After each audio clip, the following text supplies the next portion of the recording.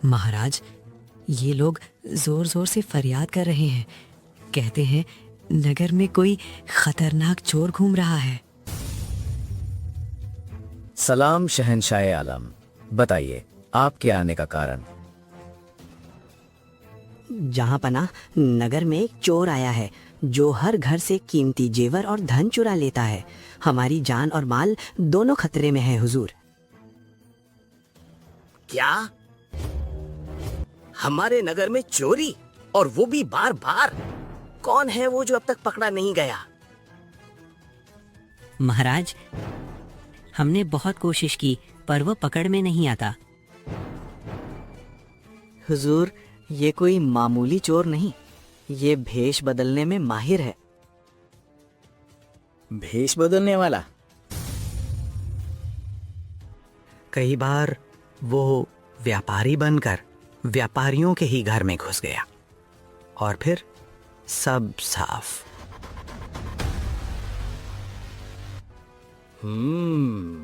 तो तुम्हारा मतलब है वो मेरे ही राज्य में बैठकर मेरे ही कानून को चुनौती दे रहा है?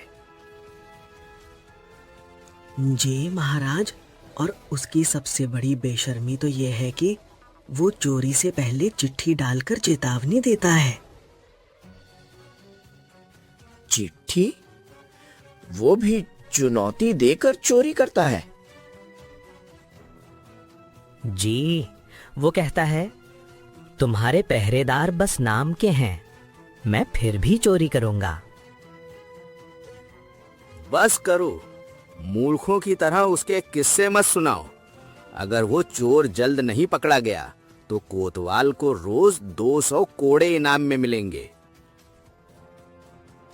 महाराज, दया करें, हम पकड़ लेंगे। पकड़ोगे नहीं, पकड़ना पड़ेगा।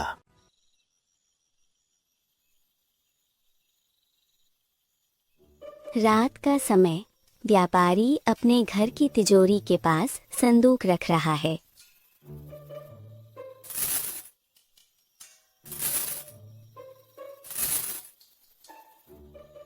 सब ठीक तो है उर्वशी? कोई मुझे देख तो नहीं रहा? हाँ, सब ठीक है, मगर इतनी जोर से मत बोलो, दीवारों के भी कान होते हैं। मैं अपनी जिंदगी भर की कमाई इस घर में नहीं रख सकता। दिन ब दिन चोरी का खतरा बढ़ता जा रहा है। हाँ, पर हम जाएंगे कहाँ? जहां तक मेरी तिजोरी सुरक्षित रहे, मैं बस वही जगह ढूंढ रहा हूं।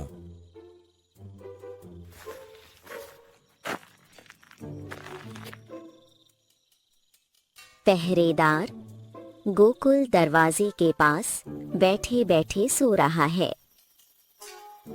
अबे ओ गोकुल, यहाँ कोई मार कर चला जाए और तुम बस सोते रहो। माफ करना मालिक, गलती से आंख लग गई। क्या मैं तुम्हें सोने की तनख्वाह देता हूँ? आंखों में तेल डालकर जागते रहो। अगर दोबारा सोते देखा तो नौकरी से निकाल दूंगा, समझा? जी मालिक, अब नहीं सोऊंगा।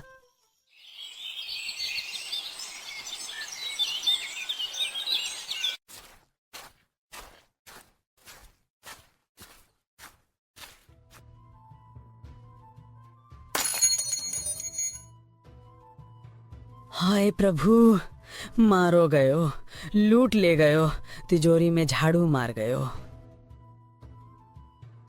अरे, रो क्यों रहे हो? रोना नहीं तो क्या, ढोल बजाऊं?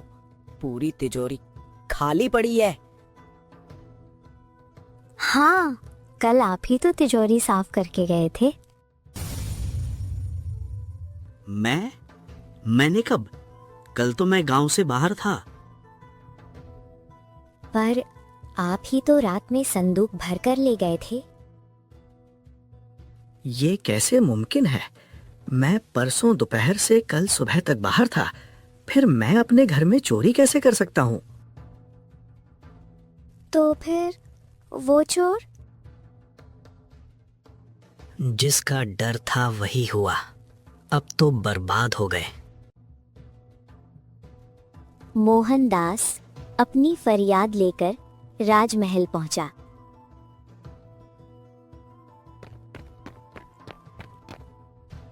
दुहाई हो महाराज, मुझे लूट लिया गया, मैं बर्बाद हो गया। कब और कैसे? महाराज, एक दिन पहले चोर ने चिट्ठी देकर चेतावनी दी थी। ये रही वो चिट्ठी। इतने बड़े मूर्ख हो तुम? चिट्ठी मिली थी तो महल में खबर क्यों नहीं दी? माफी महाराज, मुझे लगा कोई मजाक कर रहा है। फिर सोचा अगर चोर आएगा तो मेरा पहरेदार पकड़ लेगा। बेवकूफ, तुम्हारे जैसे लोग ही चोरों का हौसला बढ़ाते हैं। जाओ, जब चोर पकड़ा जाएगा तब धन लौटेगा। राजा अपने मंत्री को बुलाता है। मंत्री राघवेंद्र, अब बताओ इस चोर को पकड़ा कैसे जाए?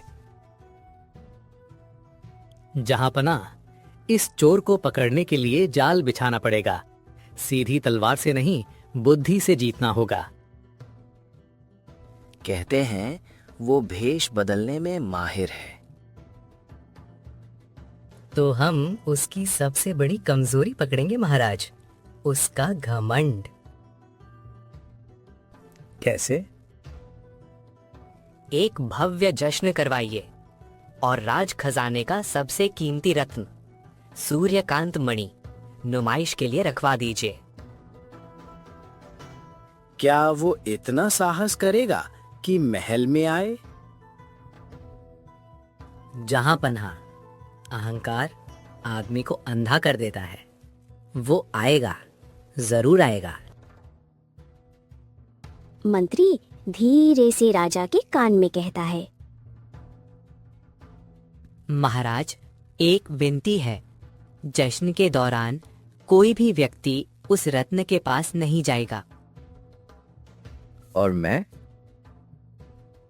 आप भी नहीं। चाहे जो हो जाए, आप उस रत्न की तरफ कदम भी नहीं बढ़ाएंगे।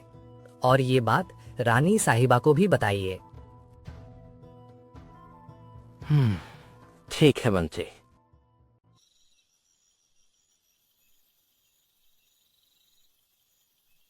महल में रोशनी, संगीत, मेहमान, नाच गाना चल रहा है।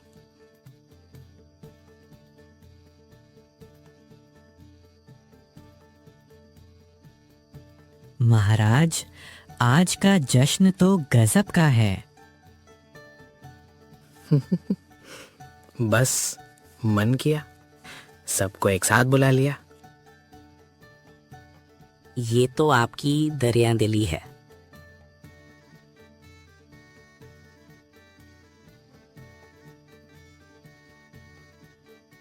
अब बस देखिए महाराज, आज रात सच्चाई खुद चल कर आएगी। अचानक दरबार में राजा जैसा दिखने वाला व्यक्ति प्रवेश करता है। मैं हूं इस राज्य का असली राजा, और ये जो सिंहासन पर बैठा है, ये नकली है।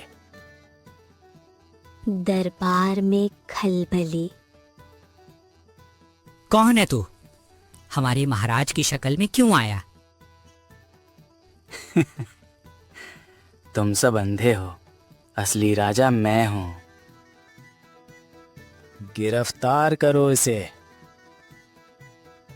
गुस्ताख, मुझे गिरफ्तार करेगा? मैं तुम्हें फांसी पर चढ़ा दूंगा। महाराज, खेल शुरू हो चुका है। नकली राजा सीधे सूर्यकांत मणि की तरफ बढ़ता है।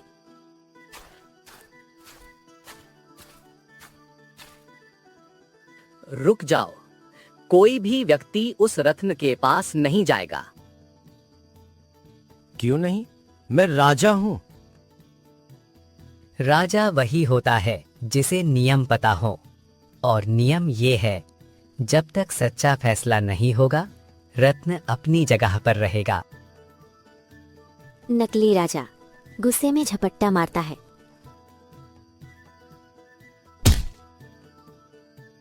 सिपाही और कमांडर अर्जुन उसे दबोच लेते हैं।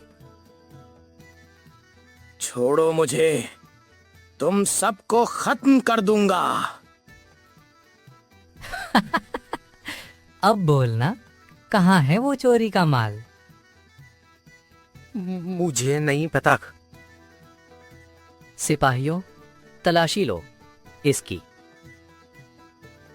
तलाशी में उसके कपड़ों के अंदर से कीमती जेवरों की पोटली निकलती है। दरबार में शोर, यही वो चोर है, यही चोर है।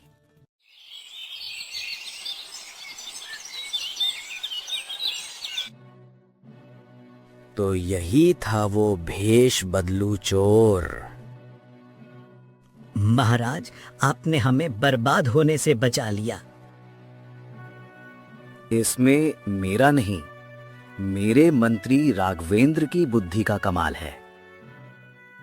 सभी एक साथ, राजा वीरेंद्र की जय, मंत्री राघवेंद्र की जय नाम के जकारे लगाने लगते हैं।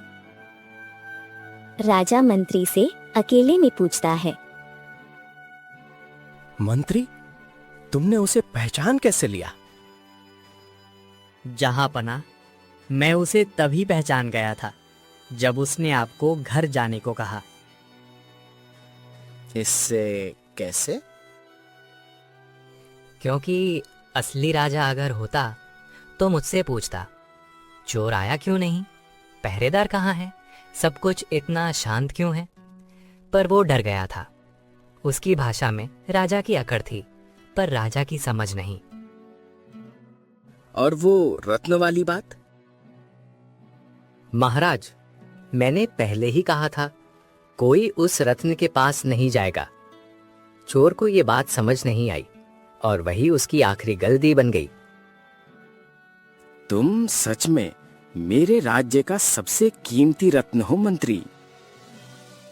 जहां पनाह की सेवा ही मेरा धर्म है। अब जरा आप बताइए, आपको किस तरह की कहानियां ज्यादा पसंद है? डरावनी, जादुई, रहस्यमयी? कमेंट में जरूर लिखिए। और अगर कहानी अच्छी लगी हो तो चैनल को सब्सक्राइब कर दीजिए। अगली कहानी उसी पर बनेगी।